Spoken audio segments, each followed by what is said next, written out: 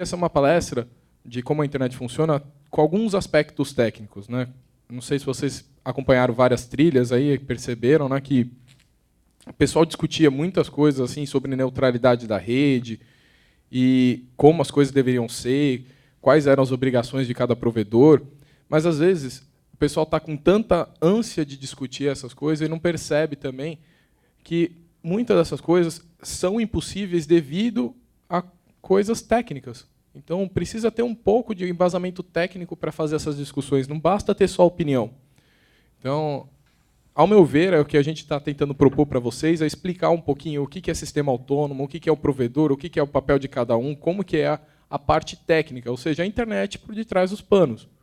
Então, mostrar um pouquinho aí, até para o quê? Dar um embasamento para vocês poderem discutir melhor nas trilhas. Tá? Então, a gente vai falar um pouco sobre todos esses workshops, que são de temas que o pessoal tem falado nas trilhas, IPv6, tem ouvido falar, tem falado aí de qual que é o papel do provedor, qual que é a obrigação do provedor, o que a lei do Marco Civil impõe que cada provedor deva fazer. A gente ouve falar coisas assim da questão de gerenciamento, como que você poderia dar preferência ou não, o pacote, o que é importante, o que não é. Então, a gente propôs essa ideia de workshops aqui só para o quê? Para dar um embasamento teórico para vocês, para o quê? Melhorar até a discussão. Então, o que a gente vai falar agora, né, é como a internet funciona.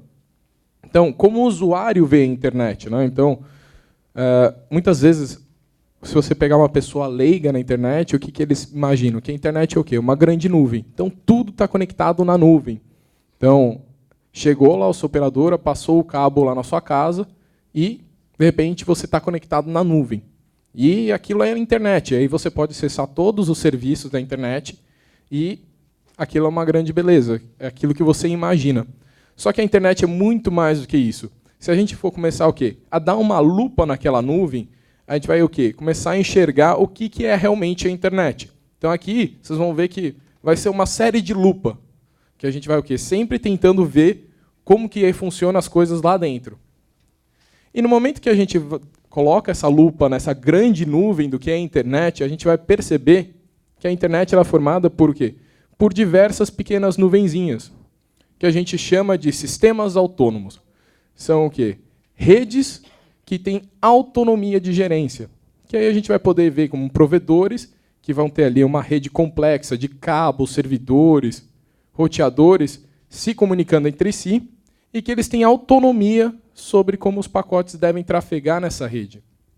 Então, por isso que a gente chama de sistemas autônomos, de redes independentes com gestão própria. Então, colocando a zoom, a gente vai ver que são várias nuvenzinhas, uma conectadas à outra. Tá? E aí até cada uma com uma numeração diferente. E quando a gente começa a ver a internet inteira, a gente vai ver todas essas nuvenzinhas se comunicando, e a gente vê até algumas outras infraestruturas de internet, que a gente vai comentar mais para frente, que é a questão daquela bola vermelha, que é o PTT, que a gente vai comentar até do projeto do IX, do NIC-BR. Mas qual que é a função de cada uma dessas nuvenzinhas, cada um desses sistemas autônomos? A gente pode categorizar ela em 3 tipos. Então, vamos pegar ali 3 bolinhas ali e vamos escolher cada um desses 3 provedores. Então, primeiro, o que está em vermelho, que são o quê? Os provedores de acesso. Qual que é a ideia? São empresas que vão prover acesso. No caso, aí a gente poderia pensar em sistemas autônomos como a Oi, a TIM, a Telefônica, é o quê? São empresas que vendem acesso à internet, ou seja, que têm como seu core o quê? O negócio da internet de prover acesso às pessoas, os clientes finais. Por isso que ela está chegando lá na sua casa, então lá no seu modemzinho e depois conectando seu computador. Então, essa é a função do sistema autônomo deles. Depois disso, a gente pega ali o que tem ali em verdinho, que é uma nuvenzinha que ela não está chegando na casa das pessoas, mas ela o quê? Está conectando outras nuvens. Então, a gente chama ali de provedor de trânsito, ou seja, ela está o quê? Fornecendo um caminho para que uma nuvem comunique com outra nuvem, para assim o quê? Dar toda a comunicação na internet. Depois disso, a gente tem aquela nuvenzinha com um círculo em azul, que a gente chama do quê? De provedor de conteúdo. Ou seja, são empresas que vão colocar informação na internet, no caso aí, conteúdo, que vocês vão querer acessar. Então, a gente vai poder ver Google, Facebook, LinkedIn, Twitter. E tudo isso, o quê? Se conversa na internet, para prover todos os serviços que você quer acessar na internet. Então perceba aí que é assim que a gente acaba encontrando a nossa rede. Um monte de provedores, no caso aí, sistemas autônomos, conversando entre si. E perceba que um não está conectado a todos os outros. Está conectado com um, que conecta com outro, que conecta com outro. Então, é assim que a gente vai ter a nossa estrutura de rede. Né? Mas como que é a estrutura de um sistema autônomo? Ou seja, vamos agora dar um zoom, né, uma lupa, naquela nuvenzinha só. Então, numa daquelas a gente vai escolher num sistema autônomo e vai o quê? Dar um zoom.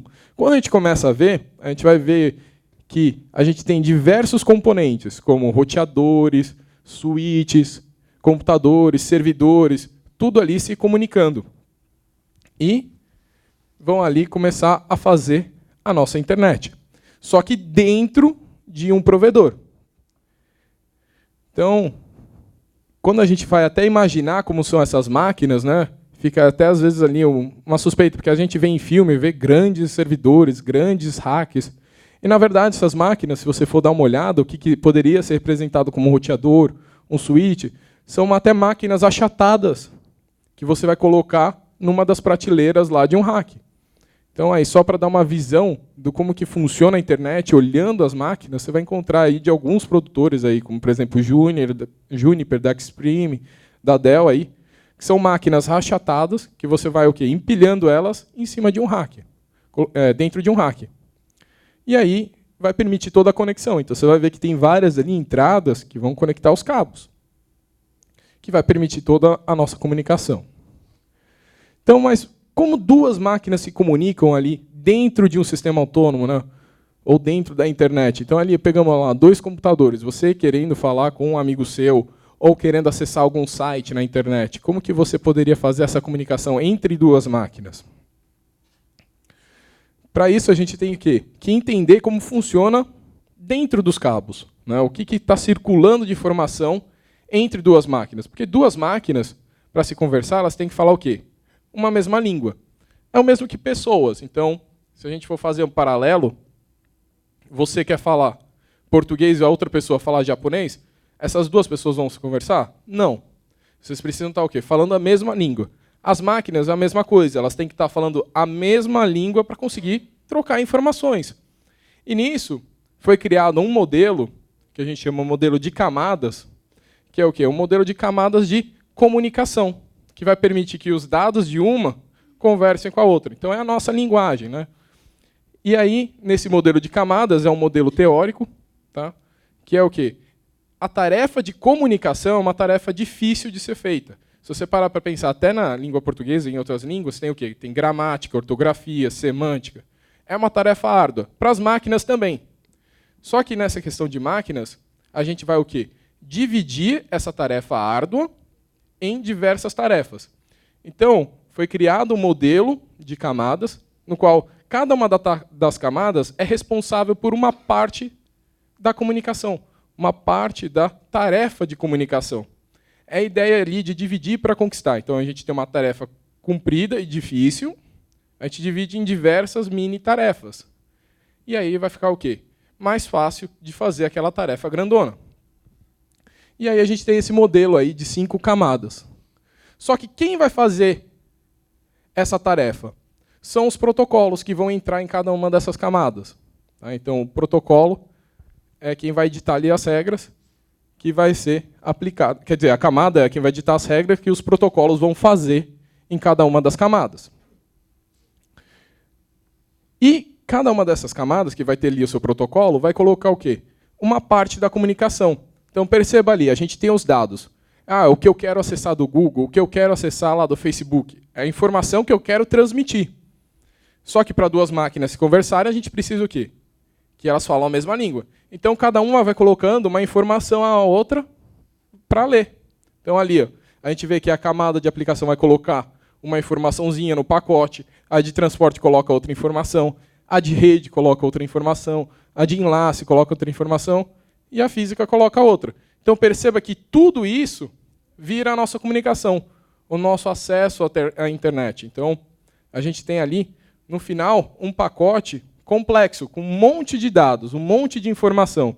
E cada informação vai ser o quê? Colocada em cima lá de cada uma daquelas camadas, pelos protocolos, e aí vai permitir que isso vai trafegar na rede e vai chegar do outro lado e a outra máquina vai entender. Mas o que a gente quer mesmo transmitir é o quê? Os dados. É aquela informação que é útil. Mas, para a gente transmitir aqueles dados, a gente precisa o quê? Fazer com que as máquinas falem a mesma língua. Então, por isso que tem que colocar todas essas outras informações antes. E falando ali em protocolos, né, um dos protocolos que o pessoal discute bastante, e eu já vi ali nas trilhas, é a questão do protocolo IP, né, o Internet Protocol, que se localiza bem no meio. Então, bem aqui na camada de rede. E quando a gente começa a colocar os protocolos, você vai perceber que naquela estrutura que parecia ali um retângulo, ela acaba ganhando aqui um formato de ampulheta, no qual o ponto central que segura toda essa ampulheta é o protocolo IP, que fica ali na camada de rede, lá bem na camada do meio. E por isso que ele é tão usado nas discussões, porque ele é um protocolo muito fundamental para nessa conversa entre máquinas. E aí, o que faz o protocolo IP, né? A gente chama ali de protocolo IP, né, porque ele vai o quê? Dar nome à rede e vai ali criar uma identificação. Como assim? Então, vamos fazer um paralelo, né? Se você quer mandar uma carta para uma pessoa, o correio ele vai o quê? Encaminhar sua carta até chegar na casa da outra pessoa. Com as máquinas é a mesma coisa. Você quer mandar uma informação para outra máquina. Você tem que fazer com que os roteadores mandem aquilo lá por um caminho para chegar até a outra determinada máquina. E o protocolo IP vai permitir isso, dando o quê? Um endereço para aquela máquina. Então, quando você escreve uma carta, você coloca o quê? O endereço postal da outra pessoa. Na questão das máquinas, você vai ter o endereço IP da outra máquina. Então, você vai identificar ela para que os roteadores consigam encaminhar o pacote. Então, mesmo fazendo paralelo, os roteadores seriam o correio e o endereço IP é o endereço postal. Então, cada máquina tem o seu identificador na rede que vai permitir essa comunicação. Um jeito de você encontrar outra máquina e conversar com ela. E aí, por isso que a gente fala, cada dispositivo tem o seu, e no momento que você tem o endereço, os roteadores vão conseguir encaminhar o pacote para chegar ao destino. E aí a gente tem duas versões de protocolo IP. O IPv4, que é o que está expresso aqui em cima, com 926801, e o IPv6, que já tem até letras. Então, aqui, ó, 2001, 12FF, 2.2.1. Então, aqui a gente tem aí as duas versões dos protocolos. Por quê? Porque a gente está num processo de migração. Antes do protocolo IPv4, agora no protocolo IPv6, que é o sucessor. Tá? Então, percebam que ali, ó, todas as máquinas vão precisar de um seu identificador na rede, e um dos grandes fatores dessa sucessão é devido ao IPv4 não conseguir dar nome a todas as máquinas da rede. Ele seja o quê? Um limitante. Você pode ter ali no máximo 4 bilhões de máquinas. Se você for parar para pensar, o mundo hoje já tem 8 bilhões de pessoas. Se todo mundo quisesse ter um endereço IPv4 público, não ia dar. Então, por isso foi criado um sucessor, que é o caso aí do IPv6. Até porque também o protocolo IP é quem segura toda essa estrutura, que é o cara-chave. Então, se aqui acontece alguma coisa de falha, toda essa estrutura corrói. Então, por isso que quando teve problema no IPv4, o pessoal correu atrás e já criou o IPv6.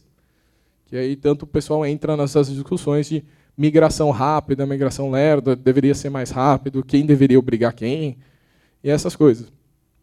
Mas percebam, nessa questão de obrigação, tá, que o pessoal tem falado aí nas trilhas, a gente está chamando de sistemas autônomos. Tá? Ou seja, cada um desses provedores tem o quê? Autonomia. Ou seja, ele tem ali o poder de influenciar nas coisas dele. Ele tem autonomia, ele tem gerência das coisas dele. Então não é muito fácil você ficar falando assim, ah, esse cara deve fazer tal coisa. É o mesmo que você falar assim, ah, o governo deveria te obrigar a sua casa, você fazer, dentro da sua casa, você fazer determinadas tarefas. Ele pode fazer isso? Não, não é simples assim. Então, quando você tem a sua casa, você tem a sua autonomia. Sistemas autônomos têm sua autonomia. Então, nessa questão de tráfego dos pacotes, as coisas aí tem essa questão de autonomia. Então, lembrem disso aí para ajudar na discussão de vocês. Então, como que duas máquinas se comunicam depois que a gente falou o que circula pelo cabo, a informação que é transmitida, né? A gente vai ter ali o nosso protocolo IP, que vai o quê? Mandar para um roteador, e o roteador vai encaminhar para outro roteador, que vai encaminhar para outro, até chegar no destino. Então, em cima daquele endereço, né, seus roteadores vão trabalhar como se fosse o correio. Vão mandar pelo caminho certo para chegar até a máquina de destino. E outra coisa, percebam que nem sempre o caminho é o mesmo. Pode ser diversos caminhos. Então, aqui a gente tem o caminho vermelho e o caminho amarelo. Até porque a informação ela é dividida em diversos pacotes. Uma hora ela pode seguir um caminho, outra hora a rede muda e está seguindo outro caminho. Então, às vezes, fala assim, nossa, eu queria que melhorar aquele pacote para ele seguir sempre o melhor caminho. A rede ela é muito dinâmica. Tá? Não dá para você ficar falando assim, nossa, aquele é sempre aquele melhor caminho, então aqueles pacotes vão ter sempre preferência por lá. Perceba que as coisas são muito dinâmicas. Até porque cada um tem a sua autonomia. E se cada provedor tem a sua autonomia, cada um tem os seus interesses. Então, às vezes, um provedor pode falar assim, eu quero escolher o caminho mais rápido. O outro, eu quero escolher o caminho mais barato. O outro, eu quero escolher o caminho que é mais seguro. Perceba que mesmo essas decisões você faz na sua vida. Quando você pega o carro e faz o GPS ali, você escolhe lá o seu caminho para chegar no destino. Os pacotes é a mesma coisa. Só que os pacotes eles vão ser influenciados por muito que os provedores querem. E se a gente tem que um conversa com o outro, que conversa com o outro, que conversa com o outro, para a gente chegar até o nosso serviço, não é tão simples. Então perceba que não adianta falar assim, nossa, aquele provedor tem que dar preferência ali. Perceba, ele não consegue só ele dar. Para a gente chegar em tal determinado serviço, seja ali, por exemplo, um serviço de emergência, eu quero que o pacote que chegue lá na polícia seja o mais rápido.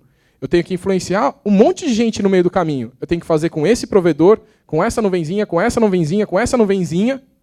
Escolho ali que seja o mais rápido.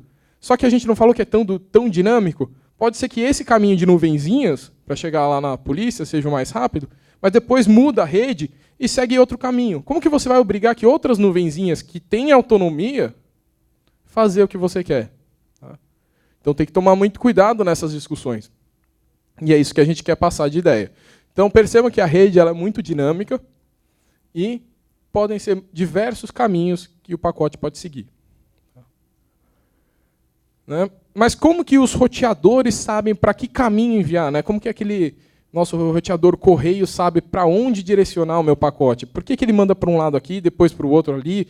O que ele toma de decisão? Com que informações? E aí a gente começa a falar de algumas configurações e protocolos de roteamento. Então, como que você pode influenciar? Uma delas é o quê? Você dizendo para o roteador. Você vai fazer com que os pacotes sigam esse caminho, que a gente chama do quê? De configuração manual. Aí chega lá o administrador de rede e coloca lá, esses pacotes vão seguir esse caminho, e manda por esse caminho. Depois disso, a gente pode falar assim, poxa, numa dessas empresas grandes, pegar a Oi, a TIM, a GVT, vai ter o quê? Um administrador de rede para cada roteador, o tempo todo lá, ele vai ficar mudando as rotas na mão? Não, a gente sabe que na computação, tudo que é trabalho manual, a gente tende a, o quê? A diminuir para um trabalho o quê? Mais computacional. Que é o mesmo que acontece com essa questão dos caminhos. Então a gente sabe, configuração manual dá certo? Dá certo. Mas ele é o quê? Muito trabalhoso. Então, eles foram o quê? Criando protocolos de roteamento dinâmico. Ou seja, as máquinas vão se conversar entre si e elas vão definir os melhores caminhos, de acordo com alguns parâmetros que eu passo. E aí a gente tem protocolos que conversam entre roteadores, de um passando informação para o outro de rotas, dentro de um sistema autônomo e fora de um sistema autônomo. Porque dentro de um sistema autônomo, eu só estou tentando o quê? Me agradar. Porque eu sou o dono do provedor e eu estou fazendo assim, eu estou querendo fazer a melhor caminho para a minha opção. Seja mais barato, mais econômico, mais rápido, o que eu quiser. Quando eu estou falando entre nuvenzinhas, a gente já está falando entre sistemas autônomos. Ou seja, já não depende só de mim. Não tem que só me agradar. Tem que agradar o outro também. Então aí já começa o quê? alguns acordos políticos, né? Acordos econômicos. Então eu tenho que falar assim, quanto que você me vende essa saída na internet? É mais caro do que esse me vendendo a saída para a internet. Então, vou escolher preferencialmente esse. Então entra muito de acordos de um com o outro. Então perceba que não é assim tão fácil. Quando a gente está dentro da nossa casa, a gente consegue ali tomar a decisão, mas no momento que a gente está tomando entre diversos sistemas autônomos, você o quê? Precisa de influência com os outros. E muitos disso são baseados em acordos. Então a gente tem ali protocolos de roteamento interno. Interno é um sistema autônomo, envolve uma equipe de administração, e externo, que envolve duas equipes. Tá? Eu tenho que fazer a configuração da minha máquina, e tenho que pedir para o outro sistema autônomo, a outra nuvenzinha, também fazer a configuração dele para aceitar as minhas. Então perceba que é uma via de duas mãos, não é tão simples assim. Então a gente tem aí esses dois tipos. Então vamos ver como que funcionam os protocolos de roteamento interno e externo. Tá? Na questão do interno, a gente vai lá colocar algumas 3 opções ali.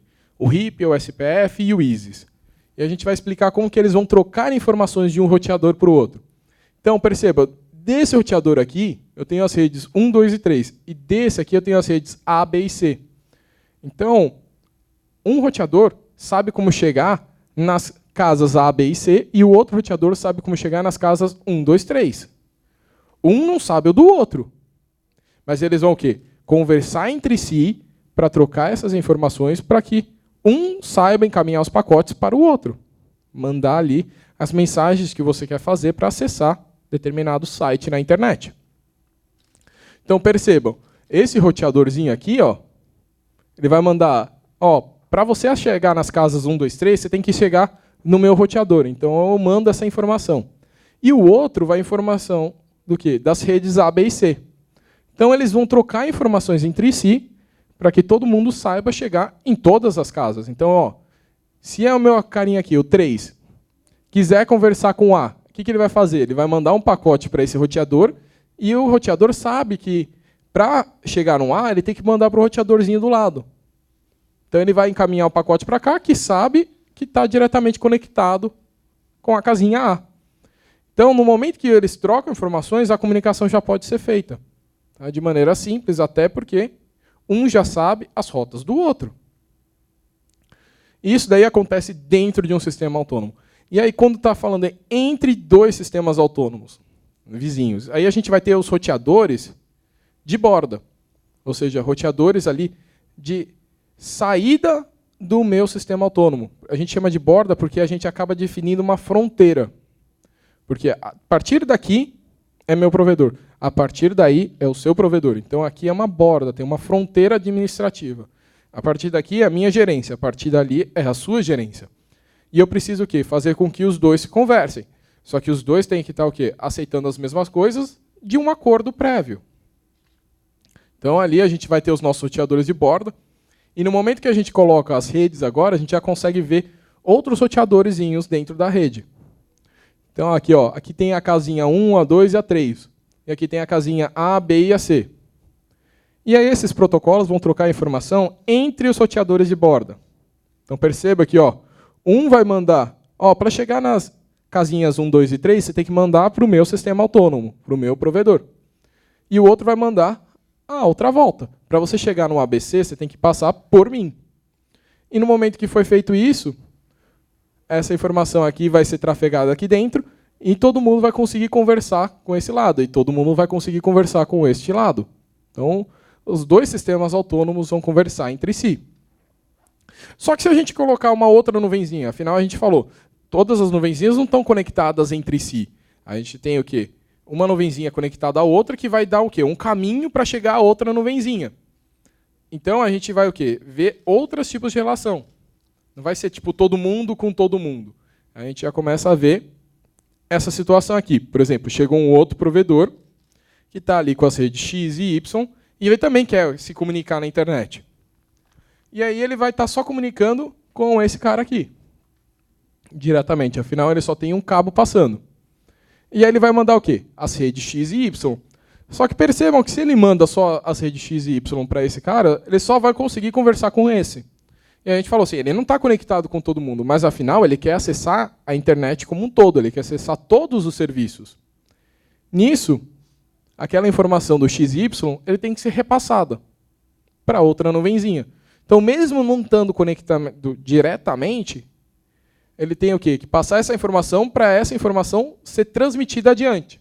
Então, perceba que uma nuvenzinha tem um conhecimento que vai passar para outra, que vai passar para outra, que vai passar para outra, e no final, todo mundo vai saber as rotas de todo mundo. E nesses roteadores de borda, a gente costuma de falar que eles têm a tabela de roteamento completa, ou seja, eles sabem todas as rotas do mundo. Então perceba que esses roteadores eles já têm bastante trabalho para fazer. Uma nessa questão de armazenamento, ele tem que guardar todas as rotas do mundo, de todos ali os roteadores lá, e depois ele vai ter que encaminhar todos os pacotes do provedor. Para quê? Para que todo mundo acesse a internet. Então perceba que não são tarefas fáceis, não são roteadorzinhos pequenos. Por isso que a gente mostrou aquela achatada lá, que são várias máquinas que você vai acabar empilhando, e o quê? Para conseguir até dividir as tarefas e conseguir fazer o melhor caminho possível. E isso aqui a gente já está vendo as infraestruturas, né? Que o pessoal, a gente viu nas trilhas, aí o pessoal falando assim, nessa questão aí tem muitas operadoras que não querem investir na infraestrutura. Isso é infraestrutura. E perceba que não é uma infraestrutura fácil, não é simplesmente colocar o roteadorzinho que colocou na casa de vocês. São máquinas muito mais caras, são máquinas que têm muito mais trabalho, como, por exemplo, essa aqui, que tem todas as rotas do mundo. Então, perceba que já não é fácil. É uma máquina que tem o quê? Um alto poder computacional. Não é tão simples assim. E por isso que, às vezes, eles falam assim, poxa, é difícil investir ali para melhorar a nossa infraestrutura.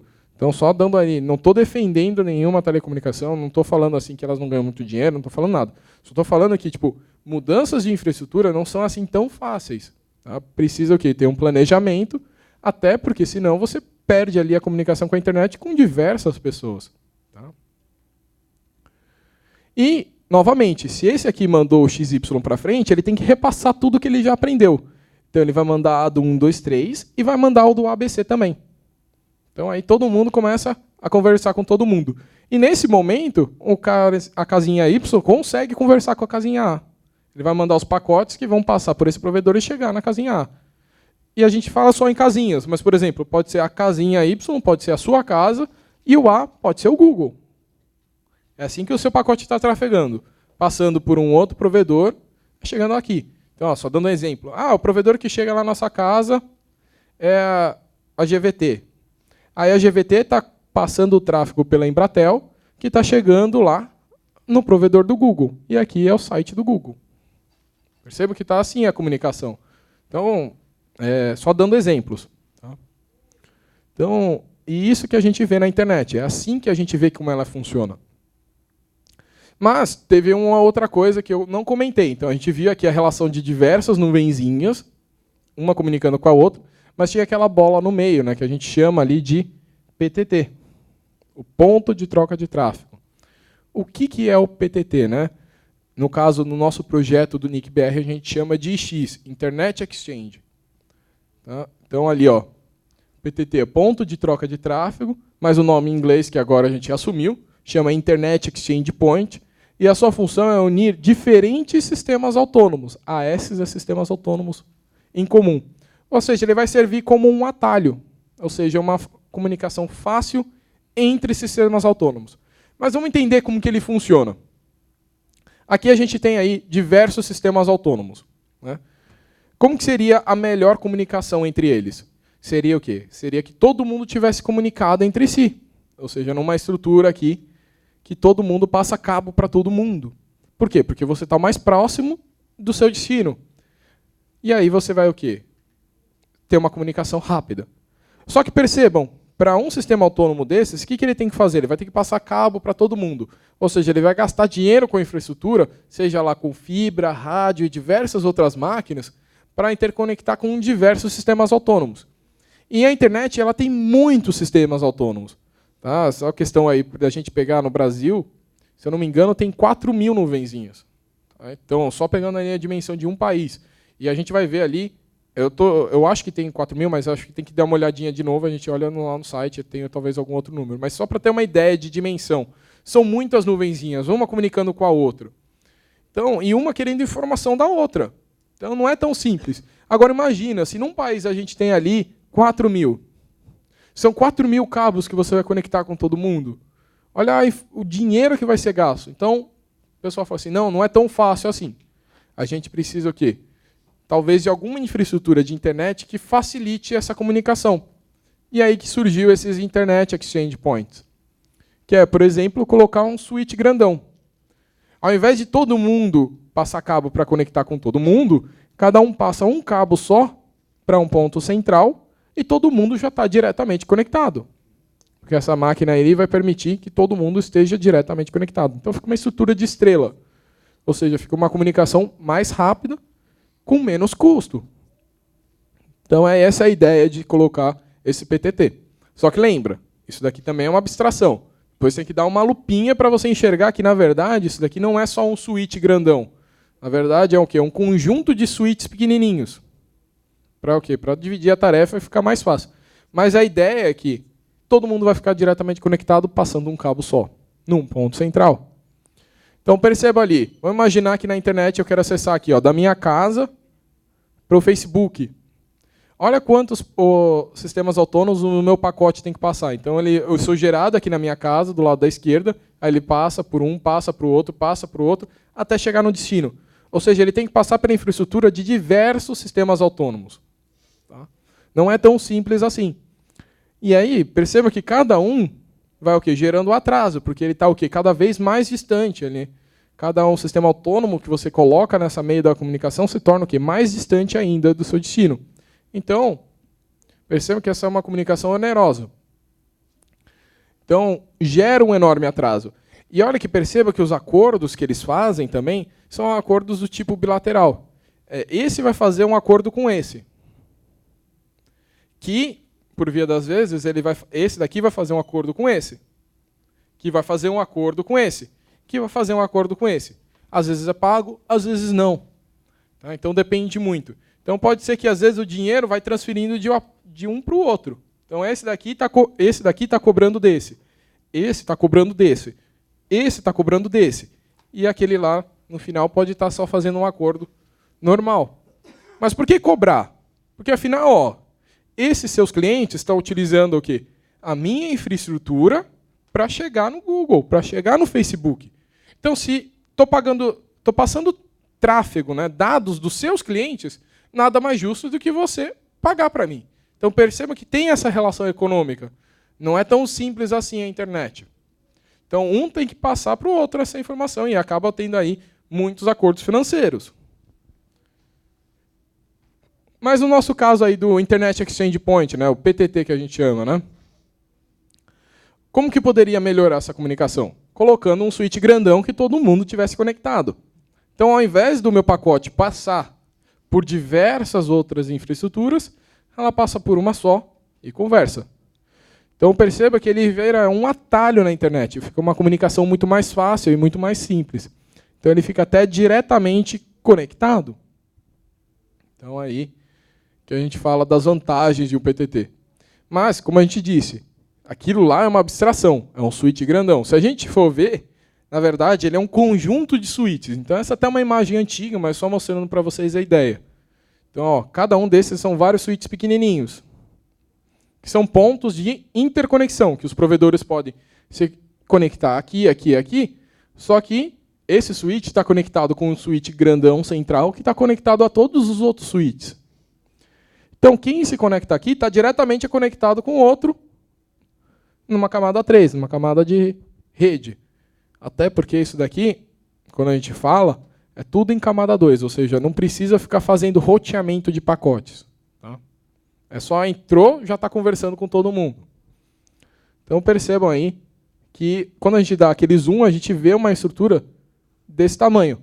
Às vezes maior, às vezes menor. Se você for ver lá de São Paulo, tá, a gente tem ali um monte de PICs e chega a trafegar mais de 1 tera por segundo. É, que o pessoal a gente comenta, o cara jogar um HD por segundo. De 1 tera. Ou seja, a quantidade de dados. Então perceba que os provedores veem isso daí como uma coisa muito boa, porque é um atalho. E preferem utilizar um atalho do que utilizar uma outra conexão que pode ser mais atrasada e piorar a sensação do seu cliente. Então, por isso que foi criado esse projeto no NIC-BR chamado ix.br, de um caráter aí para ajudar a internet no Brasil. Eu vi o pessoal comentando do CGI, isso é um projeto do CGI que o NIC-BR acatou e começou a produzir. Mas, como que eu acesso a internet? Afinal, eu falei de números, eu falei lá de as máquinas se conversando. Aonde que isso encaixa na minha vida? Afinal, quando eu estou acessando a internet, eu não estou acessando um número, eu estou acessando um nome. Tipo www.wall.com.br, globo.com.br, terra.com.br. Eu estou acessando o quê? Um nome, um site. E é assim que a gente vê a internet. Então, aonde que acontece tudo que o Eduardo está falando? Como que essas máquinas se comunicam? Então, a gente tem que entender uma questão chamada de DNS. Então, qual que é a ideia do DNS? O pessoal percebeu que números não são fáceis de serem guardados por seres humanos. E isso é fácil de você perceber. É mais fácil decorar a sua lista telefônica ou o nome dos seus amigos? Os seres humanos guardam muito melhor nomes. Então, eles falam assim, seria muito mais fácil acessar um serviço por um nome do que por um número. E aí eles falaram assim, bom, mas as máquinas se comunicam com números. O que pode ser feito? Vamos criar, então, uma máquina que vai traduzir o nome para um número, que vai ajudar a gente. Então, a gente usa o nome e ela traduz. Então, toda a comunicação na internet tem essa tradução, que você utiliza ali um nome. Então, por exemplo, o google.com, na verdade, ele vai ser traduzido para 74, 125, 234, 200. Ele vai ser trocado por um número. E aí a gente tem que o quê? Trabalhar essa informação, de transformar um nome num número. E nisso a gente tem o quê? Nessa estrutura chamada DNS, a gente vai ter os DNS recursivos e os DNS autoritativos. Como que vai funcionar essa troca de um nome para um número? Vai trabalhar ali num esquema hierárquico. Novamente, imagina se eu coloco todas as informações numa máquina, ou seja, todos os sites do mundo vai estar registrado numa máquina e todo mundo pergunta para essa máquina. Vocês vão ver que essa máquina vai ter que ser o quê? Muito poderosa. Só a gente pensar aí, no Brasil tem mais de 3 milhões e meio de sites. Imagina, já vai ter 3 milhões só num país, e imagina quando ele colocar todos os sites do mundo. Vai ficar muito difícil. Então, essa máquina, ela teve o quê? Que dividir essa tarefa em diversas outras máquinas. E aí a gente criou esse sistema de DNS que trabalha com hierarquia. Então, tudo começa naquele nome que você digitou. Lá, o exemplo.com.br. As máquinas elas vão ver de trás para frente. Então, outra coisa que é curiosidade. Tem sempre um ponto no final. Só que esse ponto no final é uma coisa tão comum em todos os nomes, todos têm, que o pessoal omite. Então, você não precisa digitar exemplo.com.br, ponto. Os browsers já sabem, os sistemas já sabem isso. Então, como que é enxergado esse nome? Ele é enxergado com um ponto no final. Porque cada divisão, cada ponto, é uma parte da informação. Os nomes eles não foram escolhidos ali de maneira aleatória. Toda divisão ali com ponto é o quê? Uma tarefa de uma máquina.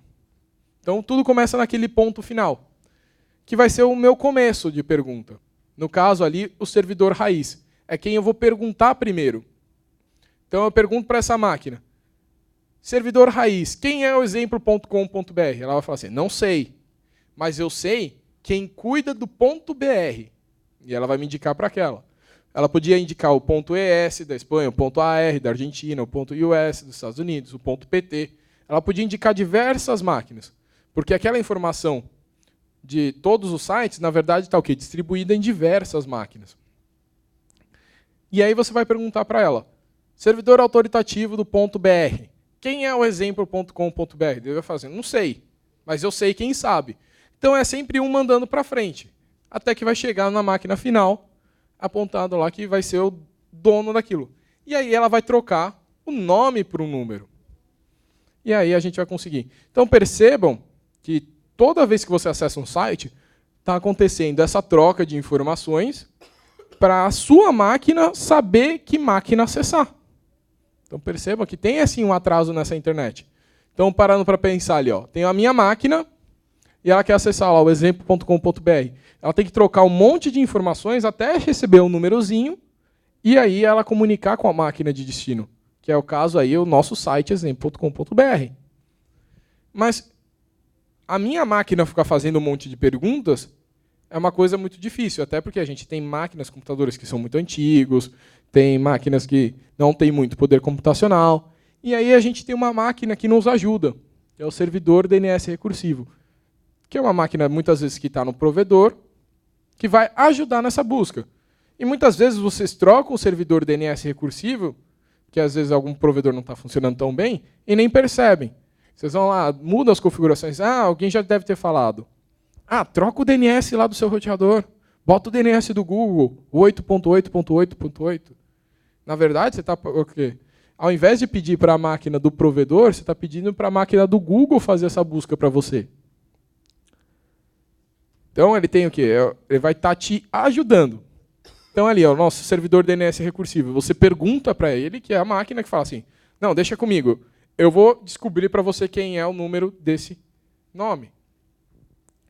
E aí ele vai lá começar a perguntar. Primeiro lá no servidor raiz, que é o do ponto final. Quem é o exemplo.com.br? Não sei, mas eu sei quem é o ponto .br. Aí você pergunta lá, servidor alternativo do ponto .br. Quem é o exemplo.com.br? Ele não sei, mas eu sei quem sabe. Essa outra máquina, o servidor autoritativo do exemplo.com.br. E aí você pergunta para essa última máquina. E ela fala assim, tá aqui o endereço IPv4 dela, que é o 203.0.113.1. E te responde.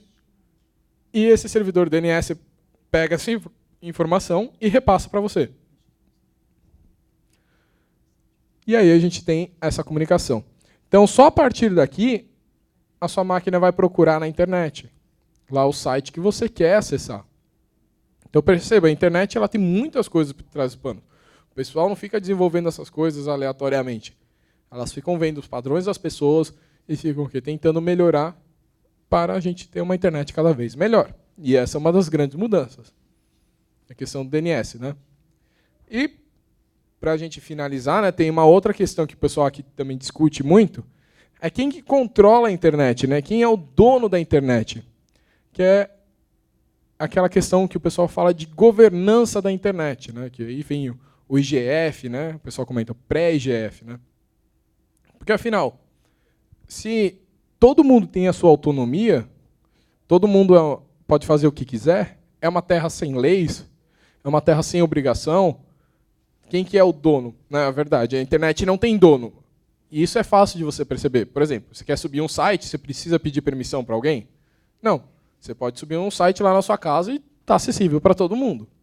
Então, você não precisa pedir para alguém ali, eu posso subir? Não. Você tem essa autoridade de você trabalhar na internet. Quero postar uma informação? Você pode. Então, ninguém é dono. Mas isso não indica que é uma terra sem leis. Afinal, a gente está tendo várias discussões, aí o pessoal fala do Marco Civil, fala de diversas outras leis, e de diversos outros países têm maneiras diferentes de lidar com a internet. Então, a gente chama muito disso de governança da internet. Então, pessoas, governos e empresas tentam organizar normas e padrões para o bom andamento da internet. Isso que a gente chama de governança. Tá? E aí a gente pega aí o decáglo, né, que eu vi muita gente falando aí do CGI-BR, que é o quê? Meio que umas 10 ideias aí que deveriam ser seguidas, uns 10 princípios básicos da internet.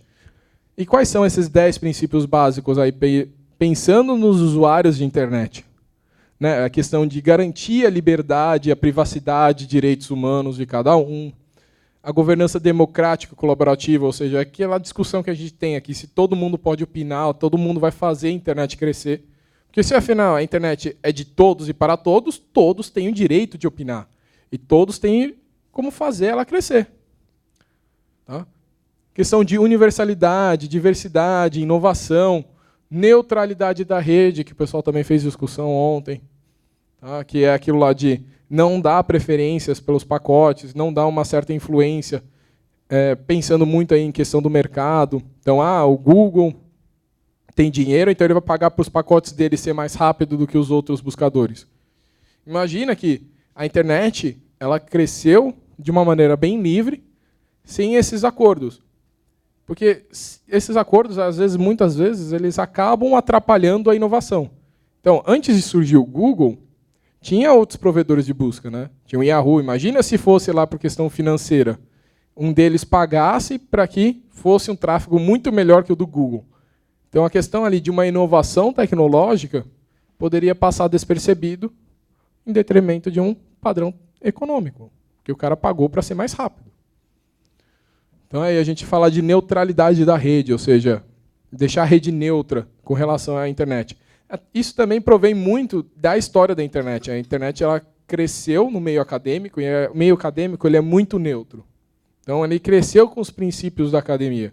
Então, todo mundo desenvolve, todo mundo contribui para a academia crescer. Então, se você vai num simpósio, você vai ver que todo mundo está fazendo pesquisas. E todo mundo ajuda a contribuir. E você acaba percebendo, às vezes, que tem até pesquisas que surgem num lado do planeta e surgem no mesmo tempo do outro lado do planeta, até porque não conversaram entre si. E elas chegam em conclusões muito parecidas sem terem conversado e no mesmo momento. Tá? Então, a academia cresce dessa maneira muito livre. E a internet cresceu dessa maneira muito livre. E o que a gente tenta lutar é para ela continuar crescendo dessa maneira, sem colocar assim, muitos limites, mas também sem deixar uma terra sem leis. Então, sempre seguindo ali um meio a meio. Né? Pois ali, inimputabilidade da rede. Né? A gente comenta alguns ali, até porque tem alguns nomes muito feios ali, muito grandes. Né? Essa questão de inimputabilidade da rede. A gente fala da rede não tem culpa, a culpa não pode ser do mensageiro. Então, se você pegar ali, você fez uma carta ofensiva para outra pessoa. Você não pode culpar o correio porque entregou essa carta ofensiva. Ou a questão lá, ele estava entregando carta com antrax, né, muito tempo atrás. Não era culpa do correio de ele estar entregando a carta com antrax. É culpa de quem enviou aquilo. Então a rede é a mesma coisa. Não é a culpa de quem está transmitindo a informação. A culpa é de quem fez o ato ilegal. Então a rede não tem culpa. Pois, garantir a funcionalidade, segurança, estabilidade da rede, padronização e interoperabilidade, ambiente legal, regulatório. Esse aí é o decálogo. Tá com um pontinho, mas se você contar aí vai ter os 10, né? Os 10 aí, princípios básicos da internet, que foi aí estipulado pelo CGI-BR, no caso aqui dentro do Brasil. E nessa questão de quem controla a internet, né, a gente vê aí algumas instituições, né, nessa questão de governança, ou seja, são instituições que tentam ali dar algumas normas e padrões para o quê? Garantir um melhor caminho para a internet, para que todo mundo flua no mesmo rumo e a internet possivelmente consiga crescer de maneira ordenada e permitindo que todo mundo trabalhe em conjunto. E a gente vê a ICANN, vê a IANA, vê os HEROES, né, no caso LACNIC, RIPE, que são aí entidades que cuidam a nível regional. O LACNIC é o que cuida da América Latina, o NIC-BR cuida do Brasil. Então, tem muitas dessas relações aí entre instituições. E ETF, que o pessoal já está comentando, de UF, que eu vi que algumas pessoas foram, da ISO, que na Internet Society, tá? O W3C, que cuida aí dos padrões web, o CGI-BR, que muitos de vocês já sabem, porque vocês estão aqui no fórum, e do IGF. Então, todo mundo ali meio que ajuda a internet crescer, mas sem colocando ali uma regra, tipo, você deve seguir tal coisa, você tem que fazer tal coisa, sem tipo, obrigação, até porque a gente acredita nesses sistemas autônomos, ou seja, você tem autonomia dentro da sua casa de como você trabalhar com as coisas. Só que percebam que agora que vocês estão com essa ideia de que um provedor tem que falar com outro, que tem que falar com outro, que tem que falar com outro, não é tão fácil você falar assim, tem que obrigar a seguir um melhor caminho, tem que obrigar a tal coisa. Não é tão fácil você obrigar, porque depende de diversos atores no meio do caminho. Tá? E nenhuma dessas entidades quer atuar com essa obrigação. E até onde vai essa obrigação? Né? Porque a gente fala assim, um sistema autônomo conversa com outro. Então aqui no Brasil tem que ser o mais rápido o pacote. Mas às vezes, por exemplo, devido a algum acordo econômico desses nuvenzinhas que a gente falou, desses sistemas autônomos, ao invés de eu falar assim, eu quero acessar um site que está lá em São Paulo, ao invés do pacote sair aqui pelo Rio Grande do Sul, Santa Catarina, Paraná, e chegar lá em São Paulo, ele faz outro caminho. Ele vai pelo Uruguai, Argentina, Paraguai, Mato Grosso, Brasília, sei lá, Minas Gerais e desce para São Paulo. Ele deu uma voltinha por outros países. Porque pode acontecer. A gente não falou que tudo é dinâmico, esses protocolos trocam informações de tempos em tempos, é muito rápido essas coisas, e também depende da influência de cada provedor. E se cada provedor fala assim, eu quero escolher o mais econômico, eu quero escolher o mais rápido, eu quero o mais eficiente, eu quero o mais conservador, aquele que não cai tanto, você tem diversas coisas. inclusive erros. Eu estava escolhendo esse caminho, eu errei. O pacote deu uma voltinha maior, passou por Miami, chegou lá na Europa e depois desceu lá para São Paulo. Muitas vezes acontece isso. Então não é tão simples. Então você não adianta falar assim, dentro do Brasil ele tem que ser o mais rápido. Mas muitas vezes a comunicação, mesmo que seja dentro do Brasil, ele está passando por fora, está indo para outros países, até chegar lá em São Paulo. Então não dá para você falar assim, então o provedor lá do Uruguai tem que também obedecer. Afinal, aqui o país é soberano. Mas o país é soberano dele também. Ele não tem essa regra, ele não tem que obedecer ao acordo brasileiro. Ele não está atuando aqui. Não é assim tão simples. Então falar assim, tem que seguir tal determinado caminho, tem que fazer tal coisa. Não é. Não dá. Esses aspectos técnicos não permitem. Tá? Nessa questão aí, que muitos sistemas autônomos não se encontram dentro do país e eles em si também têm muito desses acordos comerciais. Então não é fácil de você aplicar. Seria possível fazer com que todos os pacotes, alguns tivessem preferências e outros não? Seria. Configurando? Poderia. Só que lembra, cada um tem a sua autonomia. Então, você quer que eu faça, mas eu não quero fazer. O outro também não quer fazer. Então não tem como você obrigar. Se você não tem como obrigar porque cada um tem autonomia, não dá. Então eu falo assim, na sua casa, todo mundo deveria usar os talheres do lado da direita e o copo do lado da esquerda. Porque é mais eficiente, afinal a gente coloca essa regra também nos restaurantes e todo mundo vai saber que o copo está na esquerda e os talheres estão na direita. Mas eu vou obrigar você dentro da sua casa a trabalhar dessa forma? Não dá. Imagina ali quando a sua casa já não está nem no Brasil, está fora do Brasil. Então, tem que lembrar dessa ideia de como que cada um conversa com o outro. Tá? E não é assim tão fácil. E por isso que a gente tem diversas instituições para o quê? Mostrar o melhor caminho. Então é a questão, por exemplo, do IPv4 e do IPv6, tá? Que o pessoal briga e fala assim, tinha que mudar. Não existe assim uma obrigação a nível mundial que todo mundo deva seguir o IPv6. É uma recomendação. Porque, afinal, esses endereços, né, vocês perceberam que a gente falou, uma máquina tem um e outra máquina tem outro. E para as duas se comunicarem, elas precisam de endereços IPs. Aí eu pergunto para vocês, um correio consegue entregar uma carta para uma casa que tem o mesmo endereço que outra casa em outro lugar diferente? Não. Eles têm que ter endereços diferentes. Então está na rua tal, na cidade tal, com CEP tal. Para o quê? Eles saber distinguir. Vai para essa casa ou vai para essa casa. O roteador é a mesma coisa. Os endereços IPs têm que estar distintos na internet para que o roteador consiga encaminhar para o caminho certo. E aí a gente fala, o IPv4 já não tem mais. O IPv6 é a nova solução. E quem que distribui esses endereços IPs? Quem que garante que a casa aqui do Brasil não vai ter na sua máquina um endereço IP tal, que ele não vai ser repetido lá na Indonésia, lá na Índia? Então, existem essa questão de governança. Então, por exemplo, começa tudo na instituição IANA. A IANA ela controla todos os endereços IPs e ela vai passando para cada região. Então, ela passa uma parte para a América Latina, uma parte para a Europa e uma parte para a Ásia, vamos supor assim. E ela passa partes diferentes. Para o quê? Para não dar esse conflito. E aqui, na América Latina, a gente distribui lá para os países e aqui o NIC-BR distribui internamente. Então, como a gente tem essa hierarquia de distribuição, a gente acaba garantindo que o que tem aqui no Brasil não vai ser repetido lá na Indonésia. Só que isso daí é uma questão lógica, né? Afinal, é um endereço, é um número. Seria possível alguém lá, por exemplo, na China, configurar o mesmo número que eu? Existe alguma obrigação? O roteador dele vai falar assim, não, no Brasil já usa, não posso aceitar isso. Não, não existe isso. Porque, afinal, é uma coisa lógica. Então, na China, alguém pode configurar o mesmo endereço que o seu. Só que aí, você, como dono daquele endereço, vai falar assim, aquilo é meu, eu registrei ali no NIC-BR, que o NIC-BR registrou no LACNIC, que registrou na entidade mundial, IANA.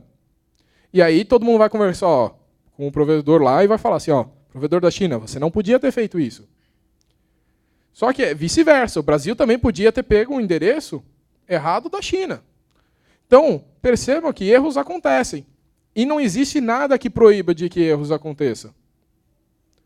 Então, vocês falam assim, essa ideia de governança, a gente fala assim, a gente tenta seguir um caminho, a gente dá ditando as diretrizes, Mas nessas questões de aparatos técnicos, eles são muito permissivos. Então, pode permitir que uma máquina pegue o endereço de outra.